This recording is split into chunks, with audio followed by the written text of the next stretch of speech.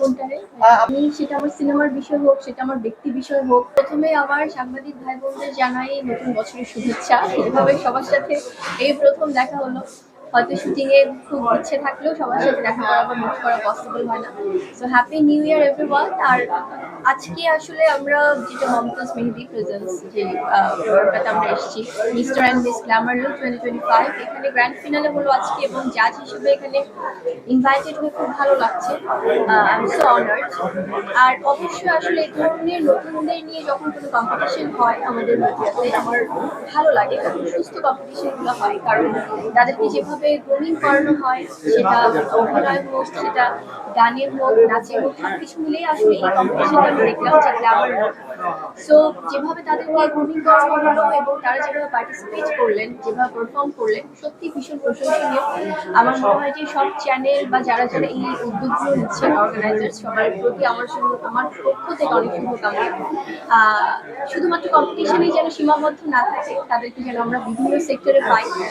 আর আমি আসলে জাজ হিসেবে না, আমি বলবো যে একজন কলিগ হিসেবে, কারণ আমরাও যেটা দেখেছি যে আমরা একটা সবাই কিন্তু নতুন থাকি, আস্তে আস্তে কাজ করে করে আমাদের এক্সপিরিয়েন্স হয়। সো আমার তাদের জন্য আমার পক্ষ থেকে অনেক অনেক ভালোবাসা এবং বেস্ট উইশেস। যারা চ্যাম্পিয়ন হচ্ছে তাদের জন্য, আর যারা ফার্স্ট সেকেন্ড থার্ডে থাকতে পারেনি তাদের জন্য অনেক ভালোবাসা, কারণ তারাও কিন্তু, আমরা স্কুল কলেজে অনেক সময় দেখি যে ফার্স্ট সেকেন্ড থার্ড হলেই যে তারা জীবনে অনেক বেশি শাইন করে তাও না, যারা অনেক পিছিয়ে থাকে তারাও কিন্তু লাইফে অনেক ভালো ভালো পজিশনে চলে যায়। তো সবার জন্য অনেক অনেক ভালোবাসা। বলে না যে আমরা বিচারকের চেয়ারে বসে যখন নিজেদের ভালোবাসার কথা শুনি, যখন পার্টিসিপেন্টরা বলছিলেন যে আমার শুটিং দেখার জন্য অনেকক্ষণ ওয়েট করছিলেন শুটিং সেটের বাইরে, বা আমি তাদের পছন্দের অভিনেত্রী বা নায়িকা, এটা আসলে আমার মনে হয় এই প্রাপ্তির জন্যই তো আমরা কাজ করি। তো এর থেকে বড় পাওয়া আর একজন আর্টিস্ট হিসেবে আর কি হতে পারে। খুব ভালো লেগেছে। আচ্ছা, আমি দাদার কথা যেটা হয় আসলে, আমি যেহেতু ফিল্ম অ্যাক্ট্রেস, আমার মানে বলে না যে মূল পরিচয়টাই হচ্ছে একজন অভিনেত্রী চলচ্চিত্রের। তার বাইরে যখন ব্র্যান্ডিং এক্সক্লুসিভ ফটোশুট গুলো করা হয়, সেই যাত্রাটা আমার কিন্তু, আমি বরাবরই বলেছি যে দাদার হাত ধরে। দাদার সবসময় আমি যতই বলি দাদা আমার সিনেমা শুটিং আছে, আমার কাজ আছে, দাদা বলে প্লিজ না, এর মধ্যেই টাইম বের করতে হবে। কারণ হয় না, ব্র্যান্ডিং গুলো আসলে চায় যে তারা তাদের ভালোবাসার মানুষদেরকে নিয়ে কাজ করতে। সেক্ষেত্রে যখন এ ধরনের শুট গুলো থাকে, আমরা সামনে অনেক ফেস্টিভ মাথায় রেখে এই শুট গুলো করেছি। সো একটা শুট ছিল গায়ে হলুদ এবং বিয়ের। সো সবকিছু মিলে খুবই সবার পছন্দ হয়েছে এবং দাদা এতটা প্ল্যান করে করে, কারণ দাদা সবসময় জানে যে আমি যেহেতু মডেল না, মূলত আমি একজন অ্যাক্ট্রেস, সেটা মাথায় রেখে উনি অনেক ধরনের স্টোরি প্ল্যানিং করে, অনেক আলোচনা করে, অনেক ডিসকাস করে, অনেক বেশি হার্ড ওয়ার্ক করে। সো সেটার জন্য আমি বলবো যে দাদা স্পেশালি ধন্যবাদ আসলে। কোনটারে? আপনার বিষয়ে আর কি যে ইয়েটা কথাটা উঠেছে, যেটা হয় আসলে, আজকে আমরা যেহেতু একটা গ্ল্যামার লুক প্রোগ্রামে আছি, ব্যক্তি বিষয় নিয়ে ভাই অবশ্যই সবার আগ্রহ থাকে, আমি এটা অলওয়েজ সম্মান করি, কারণ আমার সাংবাদিক ভাই বোনেরা তারা কিন্তু দর্শকদের প্রতিক্রিয়াতে আমাদের কাছে পৌঁছে দেয়।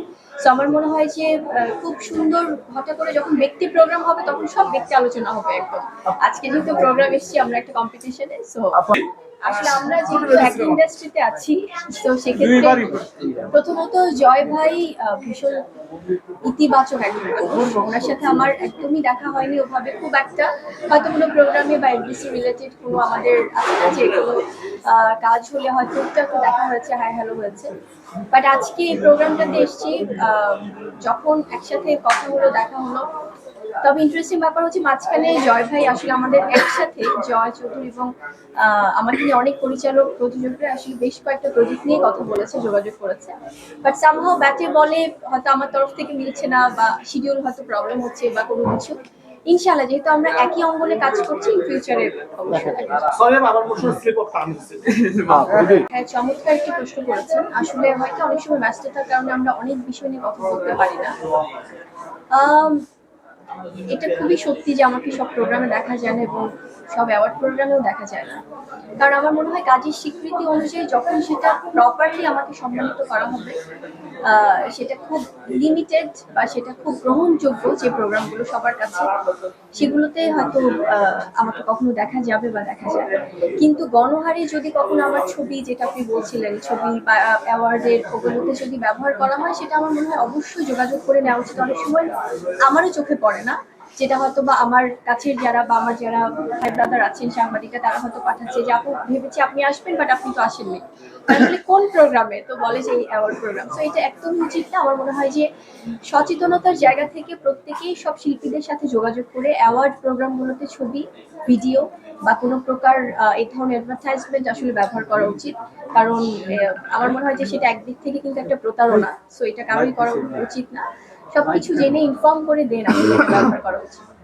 খুব একটা বেগ-পোহাতে হয়নি ভাইয়া, টু বি অনেস্ট। কারণ আমরা যখন কিছু স্পেসিফিক বিষয় তো আসলে আমরা খেয়াল করেছি যারা পারফর্ম ভালো করেছে, যাদের লুকস ওয়াইজ, যাদের কনফিডেন্স, যাদের ট্যালেন্ট, শুধুমাত্র লুক আর পারফরমেন্স দিয়েও তো অনেক সময় আসলে হয়তোবা ইন্ডাস্ট্রিতে টিকে থাকাটা একটু কঠিন।